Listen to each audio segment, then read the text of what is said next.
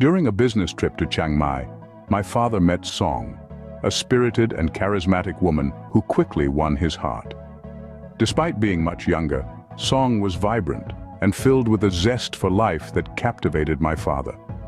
When they returned to our shared family home in Bangkok, Song came along, ready to start a new chapter. I, meanwhile, was navigating my own relationship challenges with Pom, my kind-hearted girlfriend whose family's financial instability often cast a shadow over our future plans.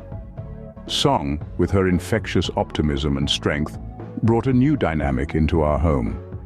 Although my relationship with Pom was stable and filled with deep affection, I found myself drawn to Song's vibrant personality, which contrasted sharply with the financial worries that Pom and I often faced. Our bond grew quickly, nurtured by shared experiences and emotional support, even as it crossed lines I hadn't intended. It was during one of the night event where Song over drinking that we shared the moment of intimacy together. Knowing the mistake that we did not stop us at all. As I grew closer, the emotional connection began to complicate my relationship with Pom.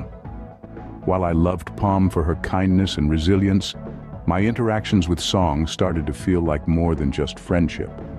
This growing closeness put me at odds with my loyalty to my father and my commitment to Pom, creating a turmoil of emotions. The situation reached a breaking point when Song, burdened by guilt and conflict, confessed to my father about the depth of our connection. Overwhelmed by betrayal and disappointment, my father confronted me, his anger and hurt evident in every word. This painful revelation not only shattered his trust, but also exposed the fragility of my relationship with Pom. The confrontation was a harsh illumination of the emotional betrayal I had committed.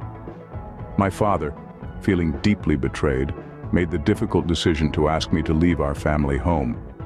The loss of his support and the comfort of home was compounded by Pom's heartbroken decision to end our relationship.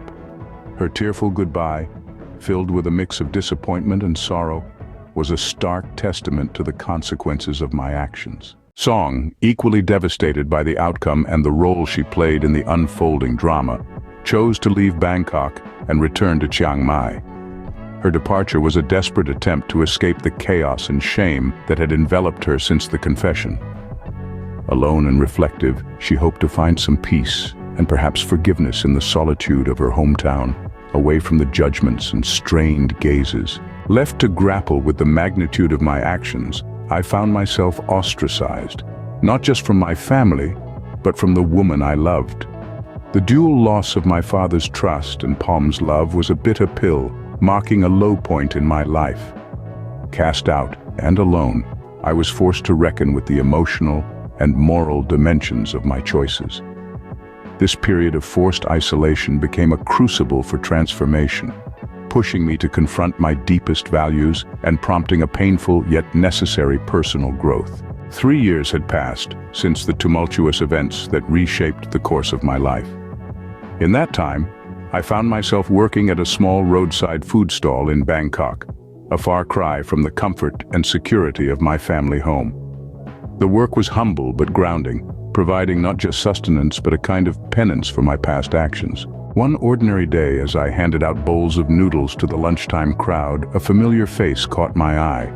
It was Pom, looking serene yet different, her life evidently having moved forward without me. By her side was a man I didn't recognize, his demeanor kind and protective. Holding his hand was a young child, playful and oblivious to the complexities of adult relationships. The sight was a poignant reminder of the life I could have had, a life I had forfeited through my own indiscretions. Our eyes met briefly across the bustling street. In that fleeting glance, a flood of memories and what-ifs surged between us. But there was also a mutual recognition, an unspoken understanding that we were now strangers to each other, each ensconced in our separate lives. No words were exchanged, and no acknowledgments made, especially not with her husband and child so close by. It was clear that our past was exactly that, a past not to be stirred in the presence of her new family. I watched as they walked away, the child's laughter mingling with the city sounds, a bittersweet symphony that echoed the finality of our separation. The encounter, though brief, was a stark illustration of the consequences of my actions, reinforcing the lessons I had learned about love, loyalty, and the importance of making the right choices. As they disappeared into the crowd, I turned back to my stall, to the simple but honest life I had built from the ashes of my past.